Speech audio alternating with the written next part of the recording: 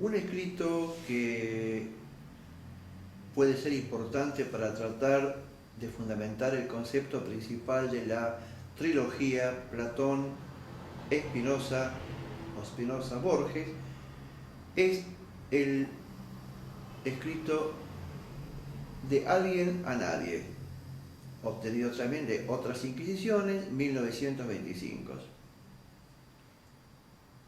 Es indudable que existen diferencias en los pensamientos de Platón, Spinoza y de Borges, pero trataré de desentrañar estas diferencias al final de este escrito. Se supone que en la posible evolución que el ser humano tiene con respecto al concepto de Dios, necesariamente partimos de un sentido antropomórfico al cual le adherimos atributos humanos, claro está, en proporciones sobrehumanas. O sea, entendemos que Dios es más que bueno, más que justo, más que poderoso, pero todas estas cualidades o atributos son cualidades humanas. O sea, esta forma de entender o tratar de interpretar la esencia de Dios es absolutamente de responsabilidad nuestra. Con el correr del tiempo, esta idea de un quién se transforma en un qué, y Dios pasó de individuo a especie y de especie a totalidad. Pero también dice Borges, ser una cosa es inexorablemente no ser todas las otras cosas. La intuición confusa de esa verdad ha inducido a los hombres a imaginar que no ser es más que ser algo y que de alguna manera es ser todo. Esta falacia está en las palabras de aquel rey legendario del Indostán que renuncia al poder y sale a pedir limosna en las calles. Desde ahora no tengo reino, pero mi reino es limitado, dice el rey. Desde ahora no me pertenece mi cuerpo o me pertenece toda la tierra. Bien, esta, según Borges, falacia resulta extraña como crítica, dado que adherente al budismo, como fue Jorge Luis Borges, tal expresión es obviamente desconcertante. Valga como justificación de lo citado los dos escritos que van a venir después a continuación. Con respecto a las diferencias que expresé al comienzo de esta idea o de este escrito, Platón acentúa la conexión entre hombre y Dios a través de las matemáticas o bien la mística, o bien una extraña conjunción entre ambas. Spinoza se pierde en el laberinto de esta conjunción. La matemática, en términos geométricos, o más bien lógicos, no le permite resolver el misterio de Dios y la realidad. Borges ya es absolutamente dogmático en la idea de nuestra total ignorancia con respecto a la trascendencia de nuestra existencia. Nadie sabe quién es, ni qué ha venido a hacer a este extraño suceso que es el mundo, piensa y dice Jorge Luis Borges. Bien, ¿cuáles son las diferencias fundamentales entre Spinoza, Borges y Platón? Con respecto, estamos hablando de un sentido o de un problema fundamentalmente ontológico, la existencia de Dios. Es decir, suponer que Dios es un quién es suponer que es válida la referencia Dios construyó o hizo al hombre a su imagen y semejanza.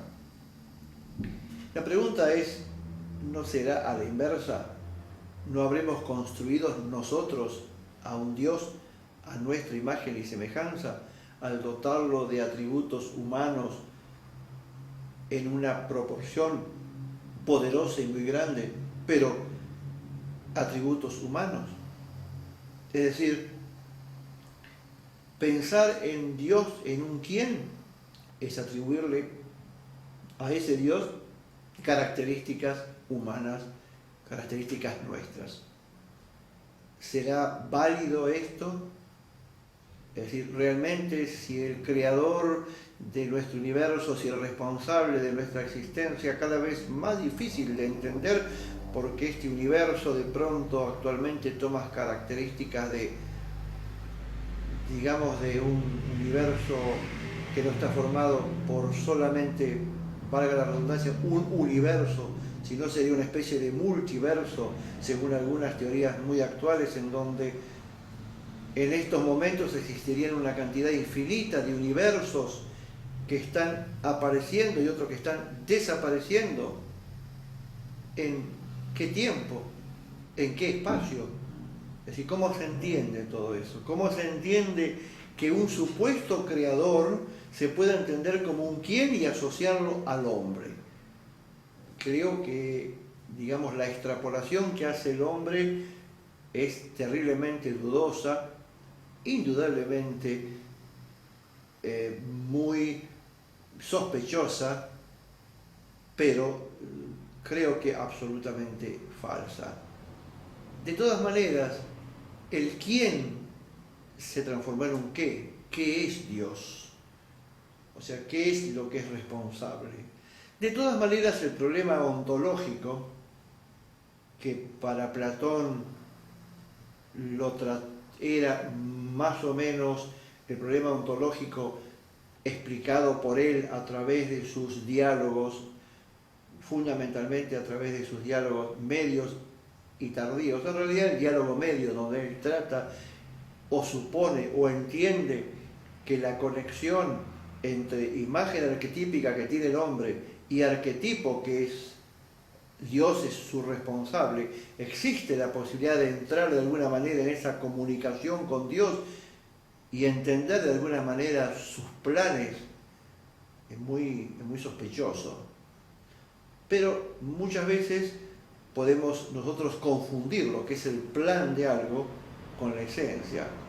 El mismo Stephen Hawking dice en uno de sus escritos que si nosotros podemos llegar a desentrañar el cómo de nuestro universo, y entiéndase bien la palabra cómo y no por qué de nuestro universo, el cómo de nuestro universo, Dios no va a ser necesario.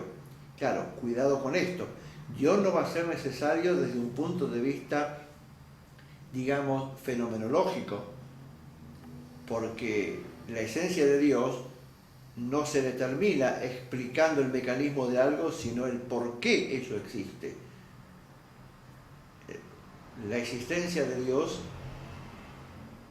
es un misterio que no puede ser develado de ninguna manera por nuestra razón.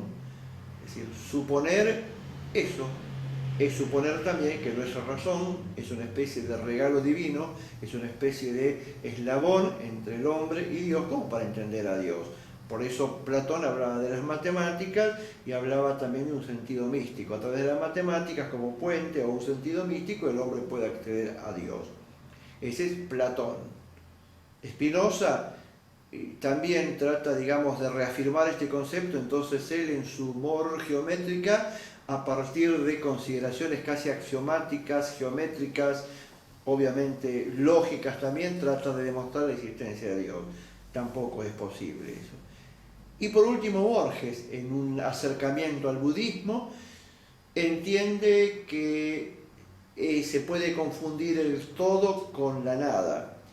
Y él escribe en este artículo que hemos leído recién, en este comentario, en este ensayo, él da una idea un poco peyorativa con respecto a que todo y la nada se confunden.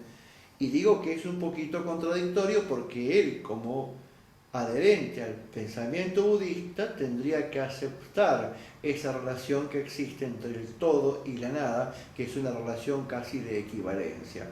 No voy a decir de equivalencia lógica porque estaría mezclando algo que he criticado en mis palabras anteriores. Es decir, la matemática de Platón, la geometría de Platón, la geometría de Spinoza no sirven para explicar la esencia de Dios. No hay nada que pueda explicar esa esencia de Dios. ¿Qué es Dios? No quién es Dios.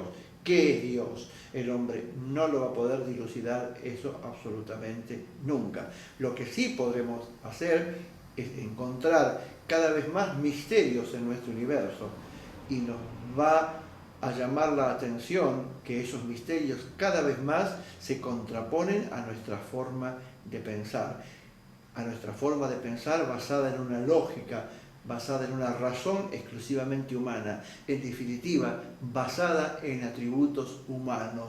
En definitiva, explicar a Dios a través de atributos humanos es, volviendo otra vez hacia atrás, es su tesis en Argumentum Ornithologicum. Es la crítica al Argumentum Ontologicum. No hay forma de explicar a Dios a través de la razón. ¿Por qué? Porque no tiene sentido. La razón es un atributo humano y todo lo que nosotros obtenemos a partir de ella, nuestra geometría euclidia, todo aquello que es necesario a nuestra forma de entender esa realidad, no tiene absolutamente nada que ver, supongo, con el responsable de nuestra existencia y con el responsable de lo que llamamos universo.